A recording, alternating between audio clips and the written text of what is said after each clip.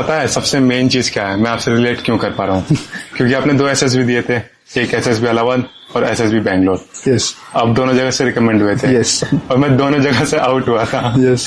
तो अब थोड़ा सा एसएसबी के बारे में बात करते हैं। हाँ भावेश, आपने बताया था ये बात कि अब मैं सर वहां से आउट हूँ, आप दोनों जगह से रिकमेंड हूँ। हाँ प्लीज बताइए क्या पूछना चाहते हैं ना। तो क्या पॉसिबल है कि हम एसएसबी बिना कोचिंग के क्लियर कर सकते हैं?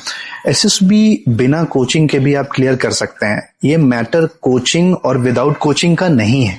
ओके। ये मैटर है तैयारी का। ठीक है, तो इसको आप बिना कोचिंग के भी कर सकते हैं, कोचिंग के साथ भी कर सकते हैं। मैं कैंडिडेट्स को ये बस बोलना चाहता हूं कि इसके 4 पिलर्स हैं।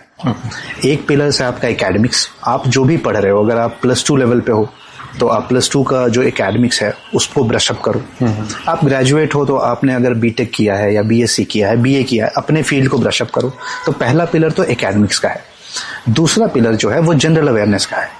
बहुत तरह के लोग हैं, कुछ एक कैटेगरी के लोग हैं जिन्हें सिर्फ अपने बारे पता होता है, कुछ ऐसे कैटेगरी हैं जिनको अब खुद के बारे, खुद के स्टेट के बारे पता होता है, कुछ को खुद के बारे और देश के बारे भी पता होता है, कुछ को खुद के बारे और ग्लोब के बारे भी पता होता है।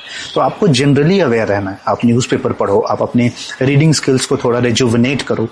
ये सब करके आप दूसरा पिलर को स्ट्रेंथन करो। तो आपका पहला पिलर एकेडमिक्स हो गया, दूसरा पिलर आपका करंट अफेयर्स जनरल अवेयरनेस हो गया, तीसरा पिलर जहां आप जाना चाहते हो, आर्म फोर्सेस में जाना चाहते हो, आर्मी में जाना चाहते हो, नेवी में जाना चाहते हो, कोस्ट गार्ड में जाना चाहते हो या पैरामिलिट्री में जाना चाहते हो, जहां भी जाना चाहते हो, उस ऑर्गेनाइजेशन के बारे में आपको जानकारी होनी चाहिए कि उस ऑर्गेनाइजेशन का सिस्टम क्या है और आप उसमें क्या वैल्यू ऐड कर रहे हो। उसको हम बोलते हैं मिलिट्री नॉलेज, ऑर्गेनाइजेशनल नॉलेज। ये तीसरा पिलर्स होता है। Okay. और चौथा पिलर ये है कि जितने भी एसएसबी इंटरव्यू के टेस्ट हैं, वैट है, एसआरटी है, साइक टेस्ट जैसे मैंने बताया, जीटीओज के हैं, लेक्चरेट हैं, जीपीई हैं या पर्सनल इंटरव्यू है, कॉन्फ्रेंस है, इसको आप एसएसबी एज अ होल मत देखो।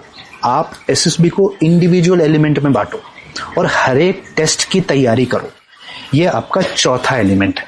तो इन 4 pillars, academics, general awareness, military knowledge और चौथा आपका एसएसबी टेस्ट, जितने भी टेस्ट हैं उन पे काम करो। तो ये चारों को अगर आपको लगता है कि आप खुद से कर सकते हो या फिर आप बहुत फार फ्लंग हो, आप डिजिटली कनेक्ट होकर कर सकते हो, फेयर इनफ। अगर आपको लगता है नहीं, आपको कोचिंग की जरूरत पड़ेगी, आप वहां जाना चाहते हो, एक पुश चाहते हो, एक हेल्प चाहते हो, आप वो भी कर सकते हो।